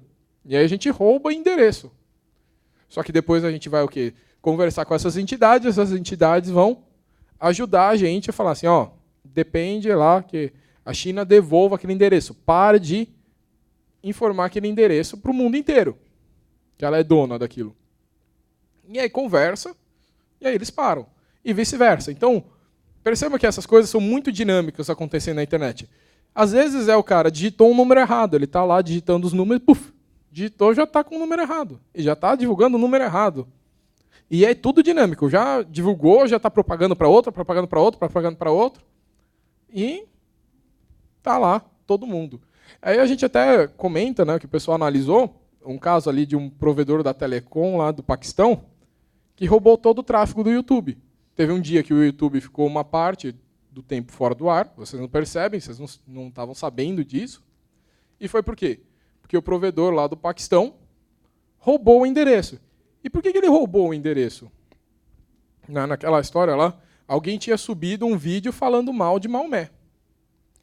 E aí ele falou assim, não, aqui no Paquistão ninguém mais acessa o YouTube. Vamos bloquear o acesso. A gente vai pegar o endereço do YouTube e vai direcionar para uma máquina falando bem do Maomé. Então, você tentava acessar youtube.com, caía numa página falando bem de Maomé. E falando por que estava tendo esse boicote. Só que eles pegaram esse endereço, ao invés de só divulgar dentro do Paquistão, eles começaram a divulgar para todo mundo. E aí, depois de um determinado tempo, todo mundo que queria acessar a internet ia para o Paquistão. Só que eu lembro que eu uso a internet todos os dias e não vi essa página do Paquistão. Perceba que o Paquistão também não tinha tanta capacidade para receber o tráfego do mundo inteiro, como o YouTube tinha. Então, a própria máquina lá que tinha lá o site não aguentou tantas requisições e caiu. Então ficou todo mundo sem acesso à internet, até sem a página lá do Maomé. Isso aconteceu. E demorou muito para o Google descobrir que alguém estava roubando ele. E aí começou a informar, começou a conversar com os outros sistemas autônomos, falando assim, por favor, para de anunciar o meu número, isso aqui é o meu registro, não, você fez coisa errada. Aí conversou, e aí teve algum outro sistema autônomo, começou a bloquear isso daí, e aí começou todo mundo a bloquear e começou a voltar a rota para o Google. Então perceba que essas coisas são muito dinâmicas e, às vezes, um erro você consegue fazer uma influência que muda todo o tráfego da internet. Às vezes, é alguma mudança intencional. Eu quero mudar, por quê? Porque é o caminho mais econômico. Eu quero mudar porque é o caminho mais rápido. E o quê? Todo provedor está o quê? Mudando de tempo em tempo lá, vendo o que é melhor para si. Então perceba que a internet ela não para de mudar. A gente não percebe, mas ela está sempre mudando. E nessa questão de sempre mudando, ela está o quê? Sempre crescendo, sempre em um contínuo crescimento. Tanto é que a gente fala assim, a internet é uma tecnologia que não para. Se você for ver, o tempo todo o pessoal está discutindo novas regras, novas regulamentações dentro dos países, os provedores estão desenvolvendo coisas novas, estão fazendo novas configurações para mais rápido, mais caro, mais barato. Outras pessoas estão desenvolvendo novos protocolos, então falam assim, vamos fazer uma nova maneira de comunicar entre as máquinas que é mais eficiente. Então, fabricantes estão desenvolvendo novos roteadores, então é uma coisa ali que é uma tecnologia que a gente não consegue falar assim, pronto, chegamos no limite. Porque tem tantos atores e tantas pessoas que influenciam que ela não para. Então, não é assim, a minha rota sempre vai por aquele caminho. Não vai. Tal coisa sempre acontece. Não vai. Então, é por isso que a gente gosta de mostrar essa questão de dinâmica. E aí a gente tem essas entidades aí que tentam dar um rumo, né? E aí, comentando, né, do CGI, o pessoal já sabe bastante, né? Que é o Comitê Gestor da Internet do Brasil, tá? Que atua aí, né, como um coordenador, né, e com a função de coordenar e integrar todas as iniciativas de internet no país. Aí uma das questões é o fórum, né, que vocês estão participando. E o pessoal fica falando assim, nossa, eu vi discussão antes, né? O CGI-BR deveria fazer tal coisa, tal coisa. O CGI-BR ele foi criado pelo governo brasileiro. Ele tem uma função, né, de coordenar e integrar todas as iniciativas da internet do país. Mas ele não tem todas as funções que vocês imaginam que ele tem. Porque nessa de coordenar, não quer dizer obrigar. Tá? Então, por exemplo, é diferente de uma agência regulatória como a Anatel. A Anatel tem o poder, ela é assim, não, tem que fazer tal coisa. O CGI-BR não tem isso. Tá? Então, às vezes, vocês falam assim, puxa, o CGI deveria fazer tal coisa, tal coisa. Tem também que saber quais são as atribuições do CGI-BR. Até porque ele é um comitê ali de caráter consultivo, tá? Foi criado pelo governo brasileiro, não é um órgão do Brasil, não é parte do governo brasileiro, mas possui membros do governo. Então, quando a gente vê ali no nosso comitê, a gente tem ali 9 cadeiras do governo e o resto da sociedade civil. E se ele tem essa função de coordenar, né, as iniciativas de internet no país, nada mais certo que ele tem influência de todo mundo. Então, tem influência do governo, tem influência da sociedade civil, que é composta pelo terceiro setor, é composto pela academia, é composto aí por diversas pessoas que trabalham e atuam na internet. Então, todo mundo tem a sua representatividade nesse grupo aí multissetorial. Então, multiparticipativo, né? Que a gente fala aí, o CGI-BR. Só que ali, a gente comenta que o CGI-BR, né, ele também não tem personalidade jurídica. Então, ele não consegue implementar muito as suas decisões. Então, o governo brasileiro criou o quê? O NIC-BR, para atuar como braço executivo do CGI. Então, vocês vão ver assim, sempre o NIC-BR junto com o CGI. Por quê? Porque o CGI ele discute muitas coisas, toma as decisões, mas quem verdadeiramente aplica é o NIC-BR. E também foi criado pelo governo uma instituição sem fins lucrativos de apoio ali ao CGI. E aí, até uma imagem antiga, né, de todas as áreas de atuação do NIC-BR, faltam algumas, mas só passando por cima assim, de cada uma delas. Né? Questão do registro BR. É quem cuida dos domínios .br. Então, toda vez que você quer criar um site, afinal, novamente, a gente falou assim, pode ter o mesmo nome, exemplo.com.br, para qual máquina eu vou direcionar? Para qual máquina eu vou traduzir aquele nome? Tenho que, então, garantir que aquele seja um registro único. E o registro BR vai te garantir, porque ele tem autoridade sobre os .br. Então, toda vez que alguém quiser criar um site, tem que pedir para o registro BR. Só que, às vezes, o pessoal conhece muito mais o registro BR do que o NIC-BR. Só que, percebam, o NIC-BR é a instituição, o registro BR é uma das áreas de atuação. Então, aqui a gente tem o registro BR, que cuida dessa questão dos .br e cuida também dos IPs, tanto IPv4 e IPv6. É eles que distribuem aqui no Brasil. Então, ali um provedor, como TIM, Oi Telefônica, que vão distribuir endereços na sua casa, o que eles pedem? Eles pedem para o NIC-BR. Tá? E quem vai fornecer a área de atuação do registro BR? Pois disso, a gente tem o CERT-BR, que cuida da segurança da internet no país. É uma área em que você, quando tiver algum problema de segurança, tem alguém para te ajudar. Tá? Então, você pode mandar e-mails falando assim, não sei o que está acontecendo com a minha máquina. Eu cliquei num e-mail falando, clique aqui para acessar a sua conta. Aí eu cliquei e a minha máquina começou a agir estranho. Aí você fala, não sei o que está acontecendo, de repente começou a sumir dinheiro da minha conta. Aí você fala assim, o que aconteceu? Você pode mandar e-mail lá para o CERT-BR, eles vão te informar. Provavelmente você caiu num e-mail de phishing, foi em algum problema, assim, você deve estar com algum vírus, você deve tomar alguma atitude para se precaver, conversar com o seu banco e tomar alguma atitude. Isso daí tanto de usuário comum, tanto como administradores de redes. Então aí um provedor, vira e mexe, chega lá no CERT-BR falando assim, estou recebendo ataque. O que eu faço? Está vindo 300 gigas de ataque. Eu não sei o que está acontecendo, preciso de uma ajuda. Até porque, lembra, tem várias nuvenzinhas. Aí ele fala assim, estou vindo ali de diversas nuvenzinhas, eu não estou conseguindo conversar com todos eles ao mesmo tempo, alguns não me atendem, outros lá não estão nem dando intenção. Aí chega lá para o CERT-BR o quê? Faz meio que uma força-tarefa com todo mundo e fala assim, vamos ajudar ali, vamos parar os ataques. Como, por exemplo, pode estar acontecendo aí nas Olimpíadas.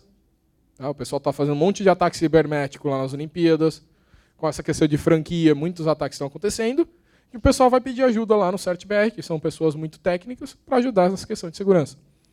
Pois CETIC, que cuida ali de indicadores e estatísticas, que faz meio que um censo da internet. O CEPTRO-BR, que cuida da área de infraestrutura da internet, então divulgando conhecimento aí sobre a área de infraestrutura, como o IPv6, como a internet funciona, que é o caso meu e do Thiago, que a gente acaba aí tentando mais passar essa área técnica, tanto para provedores como também para pessoas comuns. Questão aí, a gente fala do IX, né, no caso aí, antigamente chamava de PTT, que são aquelas infraestruturas de internet que a gente mostrou para vocês. O W3C, que também virou uma área também, que é chamada C-Web BR, que cuida dos padrões da internet nessa questão brasileira. Tá? Então, perceba que cada uma dessas coisas faz o quê? Uma parte da função do CGI-BR. O CGI-BR tem que coordenar e integrar todas as iniciativas do país. Então, a internet é o quê? Internet é o quê? Padronização, registro. É segurança, é o CERT. É infraestrutura, é o CEPTRO. É questão de indicadores e estatísticas para saber como que a internet está crescendo. É o CETIC. É questões de padrões web, que é o caso aí do C-Web. Então, tudo que é uma das partes ali importante da internet vira ali uma obrigação do CGI-BR e do NIC-BR. Então, percebam que tudo ali acaba virando parte lá do NIC-BR. Aí, só mostrando, né, essa questão lá de domínios de números IPs, né, que a gente estava comentando antes, ó, ali tem a entidade mundial, que tem todos os endereços. Depois a gente tem o quê? As entidades regionais. O LACNIC, que cuida da América Latina mais o México, o ARIN, que cuida da América do Norte, o RIPE, que cuida da Europa, o AFRINIC, que cuida da África, e o APNIC, que cuida da Ásia. Então, até porque, por exemplo, imagina uma instituição que tem todos os endereços IPs do mundo. Imagina todas as empresas pedindo para essa instituição. Ela teria que ter um número de funcionários enorme para atender todo mundo, principalmente ali em diversas línguas. Não seria fácil.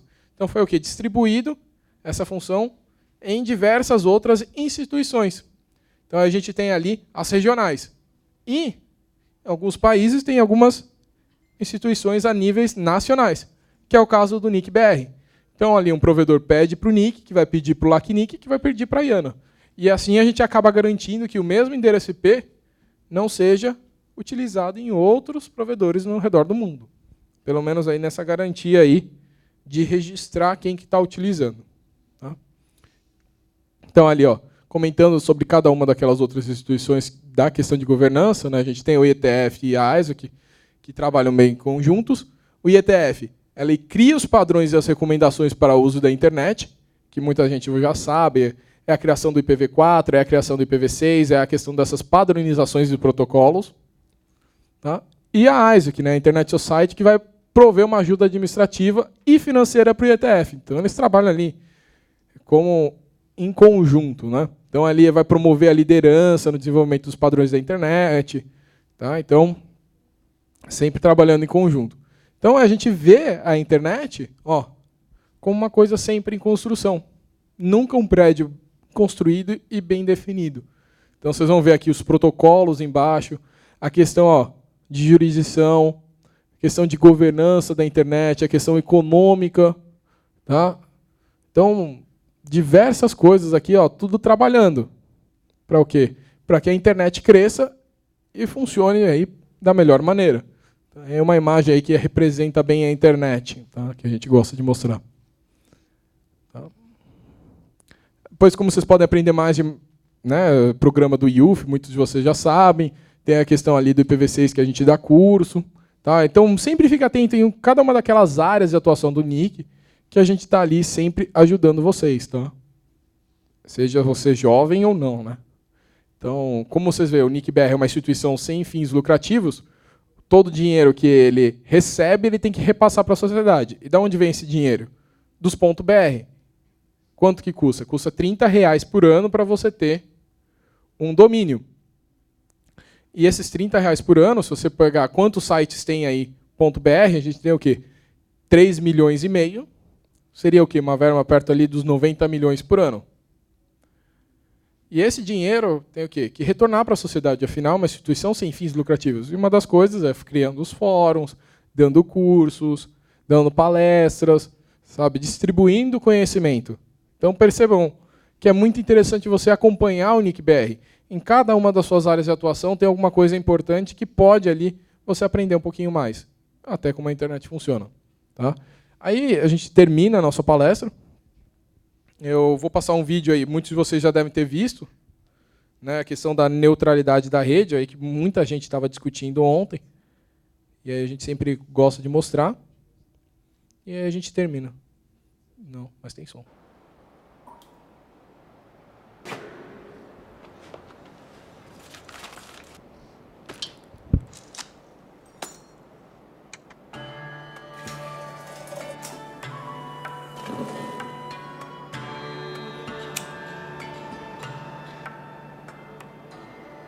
Olá, você ligou o Conectos.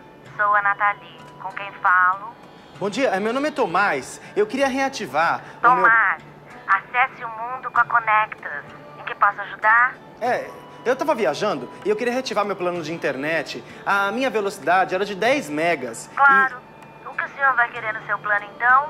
Você tá falando da velocidade, né? Tipo, quantos megas? Qual pacote o senhor vai querer contratar? Vai querer redes sociais? Pacotes? Redes sociais. É óbvio, né? Ok. No plano Conectos Plus, você terá então acesso a e-mails, notícias e redes sociais. Mas, senhor, nesse plano, o site de busca é do nosso parceiro Google, tá? Vai querer acesso ao Google, o Yahoo, por mais R$30 por mês? Oi, peraí. Como assim nosso site de busca? E-mail, notícia, internet é internet. Vai querer me dizer agora que pra eu ver vídeos online eu vou ter que contratar o plano Connection Mega Video Blaster? Pois é, senhor. Já para ver vídeos, temos o plano Conectos Premium. Peraí. Mas a única diferença na velocidade da... Como é que é o nome? Da conexão? Senhor, faz tempo isso, hein? Senhor não contrata a internet desde quando? 2013?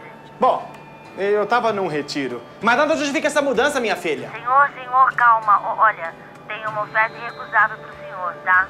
O Conectos Elite. Neste plano, o senhor vai ter a experiência da internet de navegação por inteiro, por apenas R$288 por mês. Esse aí é o top, viu, senhor? Por inteiro. Entendi. Escuta aqui, Nathalie. Por inteiro, eu tinha desde que inventaram a internet. Eu quero minha internet toda, de volta, como era antes. Essa palhaçada vai direto pro meu blog. Direto! Ah, o senhor tem um blog. Desculpa, senhor. Para o senhor poder publicar conteúdo, precisa contratar outro plano, o Conectos Repertoire. Ou o senhor pode contratar o Conectos Jornalista Pro, em que o senhor tem acesso.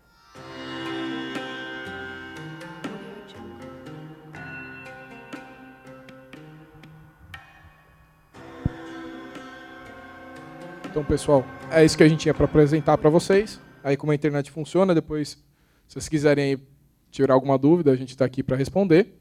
E o microfone está aberto e quem quiser também pode assistir a outra que a gente vai falar de IPv6. Pode também divulgar como a internet funciona, porque a gente vai repetir ela à tarde. E também vamos fazer sobre gerenciamento de redes. Então fica aí um convite para vocês participarem dos outros workshops. E se ninguém tiver dúvida, a gente termina por hoje. Tá?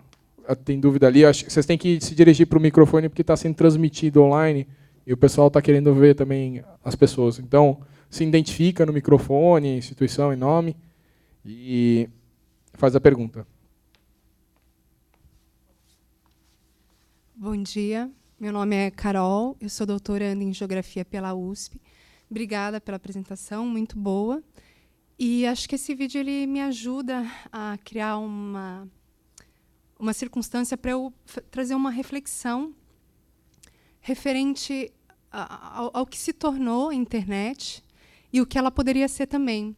Para isso, eu gostaria de fazer um pequeno resgate histórico em relação à construção do protocolo TCP/IP, porque hoje a gente concebe como ele sendo a própria natureza da internet. E a gente, às vezes, esquece que ele foi uma construção, e uma construção histórica também. Então, quando o Vinton Cerf criou o protocolo TCP/IP, ele não tirou isso do vazio. Ele veio de algum lugar, né? Então, se a gente for procurar um pouco na história, a gente vai ver, por exemplo, que isso está vinculado ao próprio desenvolvimento da internet na França. Então, quando o Vinton Cerf foi conhecer o projeto Cyclades, do Louis Pouzin, ele conheceu a primeira experiência de comutação de dados por pacote sem dedicação exclusiva de linha, né? Até então, os circuitos virtuais eram como se fossem linhas dedicadas simuladas. Isso, circuitos digitais. E, a partir disso que estava sendo desenvolvido nas Cyclades, é que foi desenvolvido o TCP. E, posteriormente, colocaram o IP junto, certo? Esses dias atrás, eu estava vendo uma entrevista do Louis Pouzin, no qual ele comentava justamente o que se tornou a internet. E, bem ironicamente, ele diz, bom, de fato, o que fizeram foi uma imitação dos datagramas que a gente desenvolvia aqui. Foi uma cópia, não foi só uma inspiração, foi uma cópia. E, de uma forma bem humorada, ele dá risada e diz, mas foi uma cópia com alguns erros. E aí, questionado sobre quais seriam esses erros, ele disse que se referia ao protocolo IP, porque não necessariamente o transporte ele precisa ter uma identidade virtual que coincida com a identidade física. Então, nesse sentido, eu gostaria de saber a opinião de vocês. Quais seriam as possibilidades de pensar uma internet? Não sei se a pergunta... enfim, mas quais seriam as outras possibilidades de pensar a internet sem que houvesse esse protocolo como ele é hoje? Até porque existe a forma como esse protocolo ele se instalou como sendo essa convenção mundial, trouxe outras implicações, inclusive a questão da escassez do IPv4, mas também na própria forma como acabou ocorrendo a gestão desse recurso, de forma concentrada. E aí vem outros erros que me parecem, inclusive, ter algum fundamento ideológico, no sentido de pensar que a gestão da raiz ela só é possível se ela for concentrada para um determinado órgão. Por exemplo, pouco se fala nos nossos encontros de internet de que existem raízes alternativas no mundo. Pelo menos 3. A OpenRoot, do próprio Louis Pouzin, é uma delas. De raiz, você está falando do DNS. Isso. Eu já estou colocando outra questão. Só para... Ela estava comentando de endereço IP, depois ela começou a falar de DNS, só para contextualizar para todo mundo. Desculpa se eu estou confundindo. Não tá. É que só para clarificar para todo mundo que está ouvindo.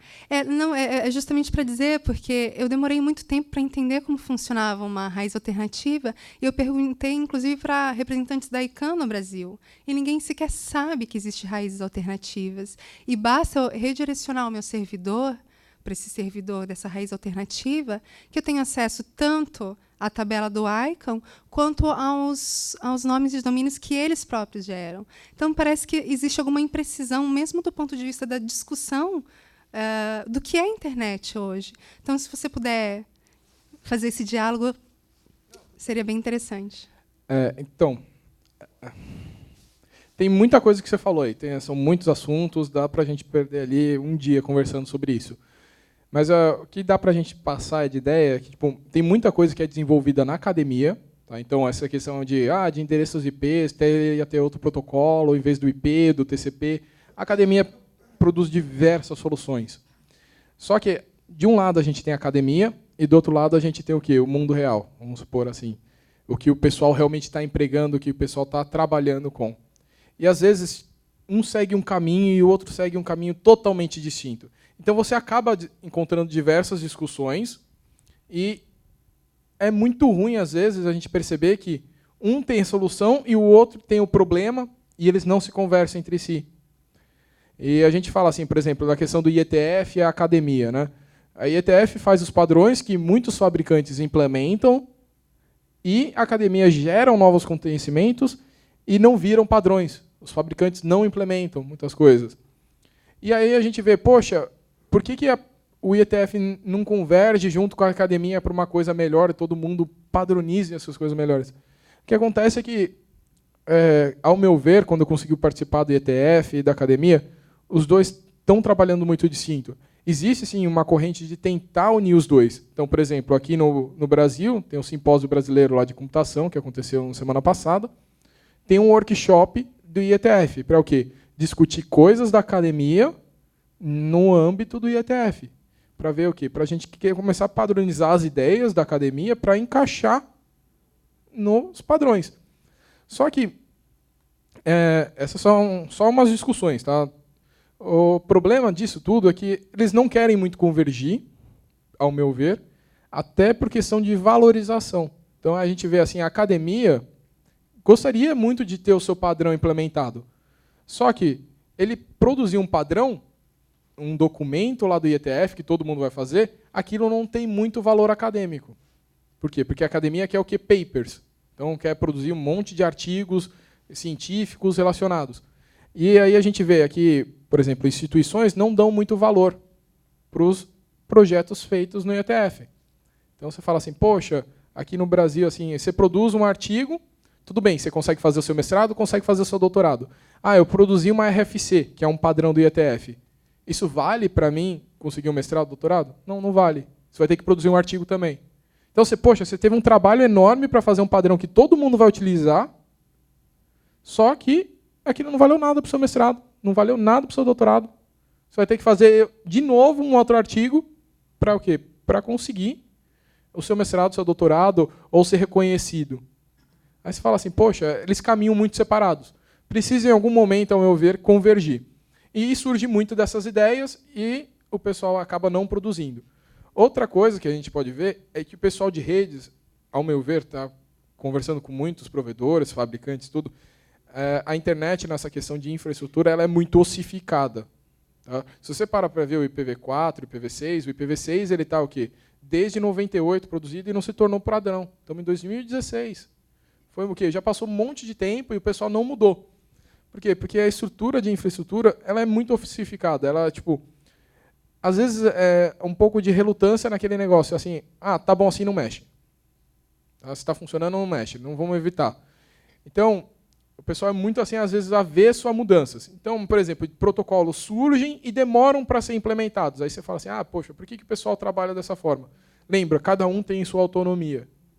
Né? Cada uma daquelas nuvenzinhas. Para a gente falar que aquilo virou um padrão e todo mundo está utilizando, todo mundo tem que utilizar. Todo mundo tem que aceitar aquilo. Só que eu não tenho como te obrigar. Eu te recomendo, né, na questão aí dessas governanças da internet.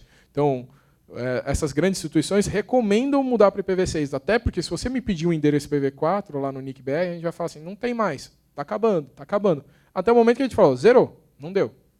Aí o pessoal começa a mudar. Então, a gente vê que a estrutura de redes, ela, na parte assim, de implantação dessa questão de novidades, assim, padrões, coisas novas, coisas que a academia desenvolve, ela é bem ossificada. Não deveria ser assim, mas é o que é. Então, é difícil você fazer uma implementação que todo mundo obedeça, porque todo mundo tem essa autonomia. Então, por exemplo, o IPv6, a gente tem ali, desde 98 que foi criado, todo mundo sabia que era o sucessor. Tinha um monte de tempo aí para trabalhar. E a gente está em 2016 e ainda não chegou nos 15%. Mas não é nos 15% no Brasil, é nos 15% no mundo todo. Claro que agora está crescendo num nível mais rápido. Por quê? Porque muitos provedores estão pedindo IPv4 e não estão ganhando. Mas tem essas questões. Aí você falou do DNS, outros root servers. Existe. Mas lembra, aquela questão de autonomia. Todo mundo precisa pensar em o quê? Trabalhar com outros alternativos. Mas é difícil você fazer com que todo mundo siga uma ideia. Tá? Mesmo num padrão que é do IETF, do IPv6, o pessoal demora muito. Tá? Então, tem esse problema. Então, esses são alguns pontos que eu estou levantando para você. Tá? Existem outras soluções? Existem. Só que demora muito para que o pessoal enxergue como uma boa solução e adote aquilo. Tá? Infelizmente, ao meu ver, essa parte de redes ela é muito ossificada. É muito avesso assim, a mudança. Demora muito para a gente conseguir aplicar alguma coisa.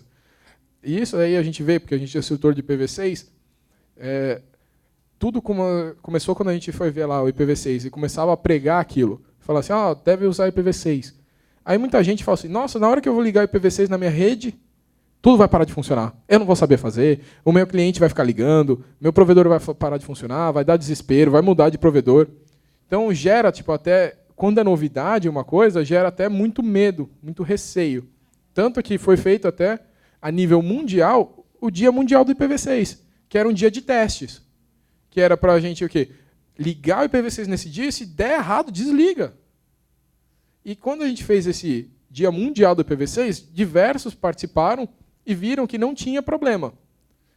Depois disso, a gente fez o quê? O lançamento mundial do IPv6. Agora que todo mundo viu que não dá problema, vamos tentar mudar. E está o tempo todo batendo nessa tecla. Muda para o IPv6, muda para o IPv6, muda para o IPv6. Mas é difícil. Então, se você pega assim, numa coisa que é crucial, que é os protocolos IPs, que já é difícil, com o DNS também vai ser difícil. Essa questão do DNS que ela estava discutindo, lembra daqueles servidores raiz que eu mostrei? Boa parte deles estão nos Estados Unidos. A grande maioria, todos ali estão nos Estados Unidos. Aí todo mundo fala assim, então os Estados Unidos controlam a internet, porque se eles desligarem, ninguém vai mais conseguir resolver nomes. Não, existem outros DNS autoritativos. Mas enquanto não acontece nada, todo mundo está utilizando aqueles. Então, até existe uma discussão de tirar aqueles DNS autoritativos dos Estados Unidos e colocar ali num país mais neutro, que não tenha tanta influência na internet. Então, existem estudos de tirar eles e levar, por exemplo, para a Suíça. Tá? Pelo que eu já ouvi falar. Para o quê? Para um país mais neutro, que não tenha tanta influência assim na internet. Então, existem assim, essas discussões, porque quando você está dentro de um país, você está assim, em cima das regulamentações daquele país, e se você só está naquele país e atua mundialmente, tem que tomar cuidado. Então, por exemplo, um dia os Estados Unidos, lá, o Donald Trump, se for eleito, um dia ele fica bravo lá com a internet e fala assim, vamos desligar todos os root servers. Claro que existem alternativas, mas aí o pessoal vai começar a procurar. No momento que não consegue mais, aí começa a se mexer. Enquanto está funcionando desse jeito, o que a gente tende a ver é que o pessoal segue nessa linha. Tá? Eu estou te dando os exemplos assim do nosso convívio, do nosso dia a dia. Tá? Então, existem outras alternativas, há protocolos IPs, há protocolos TCPs. Se você for ver lá, o TCP tem inúmeros problemas, né? O pessoal questiona de diversas coisas. E na academia existem diversos outros protocolos que solucionam diversos problemas, porque o TCP ele não é muito bom para você transmitir vídeo e voz. Tá?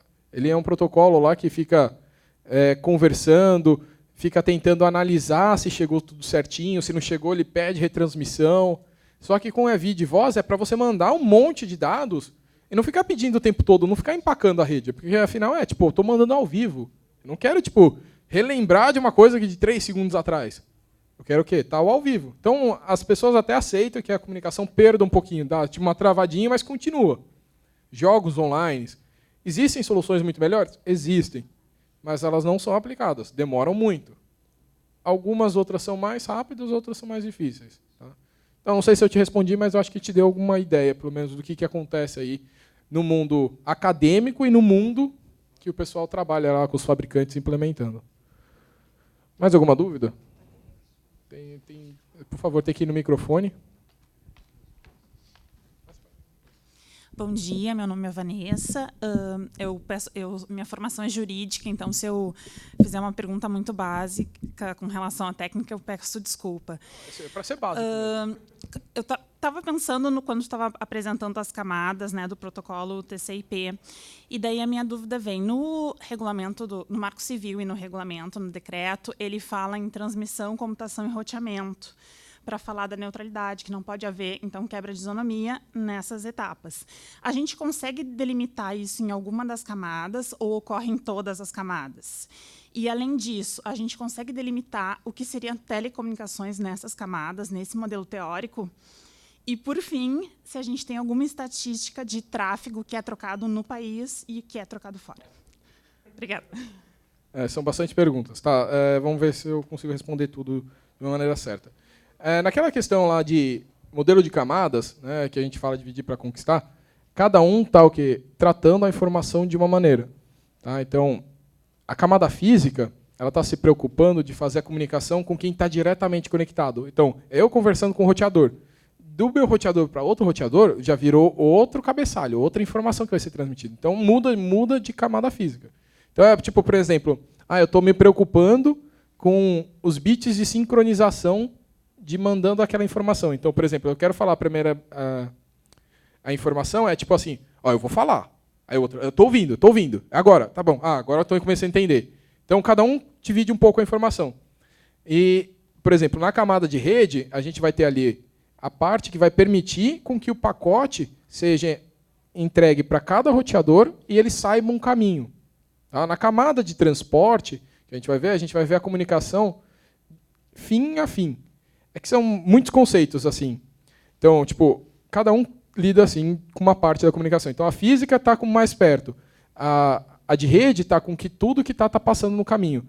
Na de transporte já está o quê? Eu estou conversando da minha origem com o destino. Eu nem sei o caminho que foi. Eu estou só me preocupando com a minha origem e o destino. E a aplicação é o serviço que está utilizando. É o browser conversando com o site. Nem sabe por onde passa, nem sabe o que aconteceu antes. Então você tem que entender que tipo, cada um trata a informação de uma maneira diferente para a comunicação acontecer. Então, para eu chegar, falar do meu browser com o site, eu tenho que falar com todos os roteadores e depois eu tenho que falar com quem está próximo. Tá? Então é assim que vai acontecendo a comunicação. Por isso que tem todos aqueles cabeçalhos. Tá? Então essa questão aí de aonde que entra essa informação, o pessoal trabalha muito na camada de rede. Tá? Porque é onde que os pacotes vão ser roteados, aonde que vai ter influência. Por isso que eles falam de isonomia. Eu não vou querer dar preferência no meu roteador para esse pacote e não para esse. Então, por exemplo, esse pacote é o pacote do Google. Esse daqui é o pacote do Yahoo. E esse daqui é o do Bing. Eu quero dar preferência para o do Google. Só que como que eu vou dar preferência? Eu vou pegar os meus roteadores e vou marcar a rotinha mais rápido. Então, eu estou ali na camada de rede. Tá bom? Porque eu não sou o dono do servidor do Google e muito menos eu sou o dono do meu cliente. Então, eu não consigo trabalhar nas outras camadas mais acima. Eu trabalho na camada de rede. Eu não vou dar influência em todas as comunicações, desse roteador para desse roteador, porque depois passa por diversos outros. É uma comunicação muito baixa de nível de comunicação. Então, acaba atuando sempre ali no meio. Tá? Então, fica mais ali na camada de rede. Tá? Então, por isso que o pessoal fala tanto do IPv4, do IPv6, assim surge aí nos decretos dessas informações. Só que, é claro, entra um pouquinho também, às vezes, na informação da camada 4, no caso de transporte, né, que a gente mostra. Como o pessoal, quando fala log de portas. Já ouviram falar no Marco Civil, né? Então, no log de portas ali já é uma coisa da camada de transporte. Mas por que tem esse log de portas? Porque, às vezes, na camada de rede não consegue dar todas as informações. Que é a questão do NAT. O pessoal já ouviu falar de NAT? Já ouviu ou não? Não. NAT é tradução. A gente não falou que tinha 4 bilhões de endereços e 8 bilhões de pessoas? O que eles fizeram para dar uma sobrevida para o IPv4 antes da gente mudar para o IPv6? A tradução. Ao invés de a gente dar só endereços públicos, a gente vai trabalhar com endereços privados também. Então, eu falo assim, aqui todo mundo ganha endereço privado. É sempre o mesmo número, 9268, 9268, 9268. Só que na hora de conversar com a internet, a gente vai traduzir para um endereço que pode circular na internet, um endereço público, um daqueles 4 bilhões. Então, eu tenho uma máquina tradutora. Só que, para ela traduzir, ela tem que guardar portas. Tá? Ela já entra um pouquinho na outra camada. Então, veio com esse endereço daquela porta. Então, eu sei para onde montar minha tabelinha quando vier a resposta. Então vai ser para aquele cara. Vai ser para aquele cara. Então, tem muito disso. Então, acaba entrando em outras camadas também. É que são muitos conceitos, às vezes, até para quem é fora da área, mas não sei se estou conseguindo passar toda a ideia. Tá? No módulo lá de IPv6, a gente vai comentar um pouquinho mais sobre isso, tá? De tradução. Tá? Mas é essa a ideia básica. Tem essa tradução. Então, às vezes, acaba entrando um pouquinho em outras camadas. Tá? Que mais você falou? De estatísticas, né? De estatísticas de rede, como que a gente tem aqui no Brasil, o CETIC, né, ele faz assim, uma análise de como que o pessoal está acessando a internet. Então, se é criança, se está vindo por desktop, se está utilizando mais celular, qual que é a faixa etária que está entrando. Agora, de tráfego mesmo, tem que lembrar que essa questão aí acontece entre sistemas autônomos. Então, tipo a Oi conversando com a Embratel. Eu vou ter essa gerência? Eu vou ter como medir? Não, é um acordo entre eles, porque eu sou uma entidade terceira querendo medir.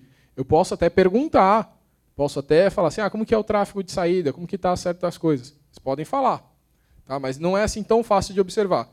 Aonde que a gente pode observar? Por exemplo, no IX, no PTT, porque afinal é um projeto do NIC, a gente mostra ali a quantidade de tráfego. Então, por exemplo, não sei se eu consigo entrar aqui. Não, eu não sei se ele desligou. Ou se só entrou aqui em modo de espera.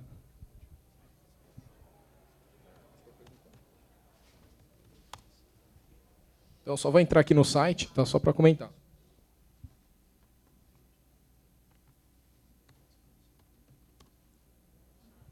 Então, aqui, a questão lá do tráfego do XBR.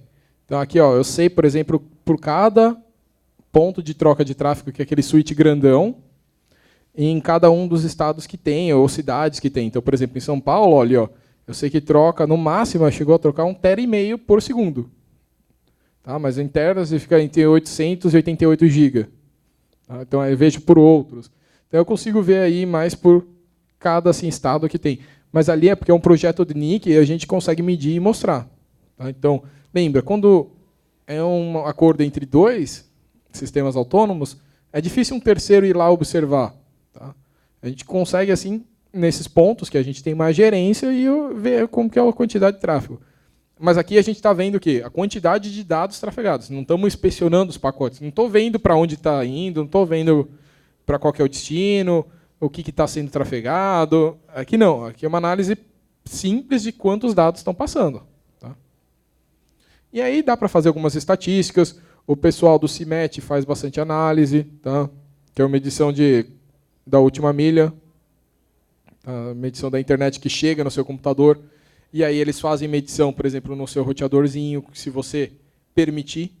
Tá? No caso aí, eles distribuem um roteadorzinho chamado CIMET Box. Aí se você instalar na sua casa, eles fazem algumas medições. Então, são outros projetos aí que o pessoal também... acho que é cimet.nic.br. Opa. Então, aqui, ó, eles medem a internet que chega na sua casa. Se todo mundo faz esse teste, a gente sabe mais ou menos como é a internet na sua casa.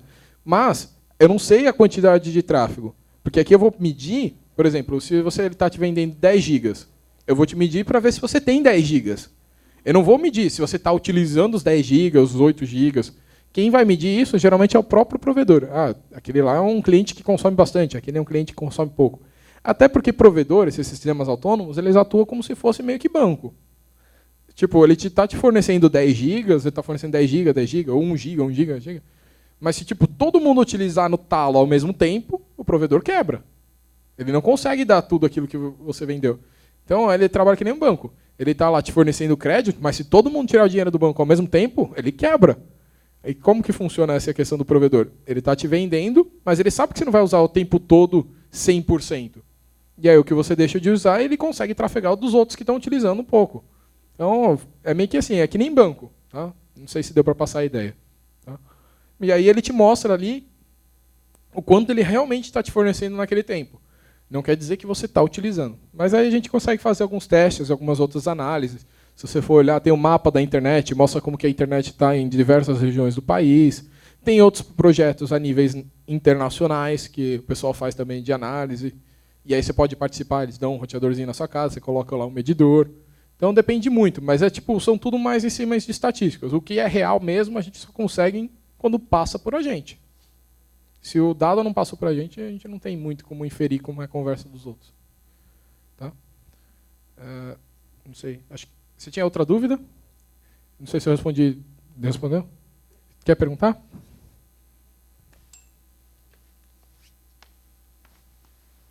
Oi.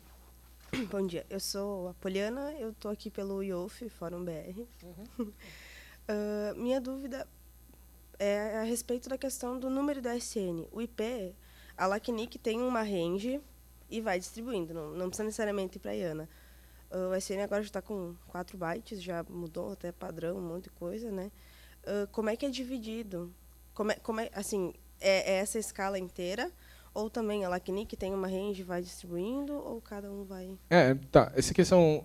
Vocês repararam que todas aquelas nuvenzinhas lá tem um númerozinho, que é o número de sistema autônomo. Então, do mesmo jeito que a gente tem ali os endereços IPs, a gente também tem que registrar cada um daqueles sistemas autônomos. E também não pode repetir aqueles números. Tá? E também segue essa mesma hierarquia. Então, quem faz a questão de distribuição dos números IPs também distribui números de sistemas autônomos. Então, aqui no Brasil é o NIC-BR.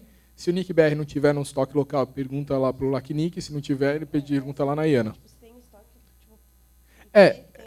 É um pouco complicado nessa questão. Vamos dizer assim, trabalhava assim antigamente. Então, tinha lá o estoque nacional, o estoque regional e o estoque lá mundial. Só que depende, por exemplo, na questão do IPv4 já não tem mais estoque nacional. É proibido, é só no estoque regional. Tá? Por quê? Porque já está em fase de esgotamento, tem pouquinho.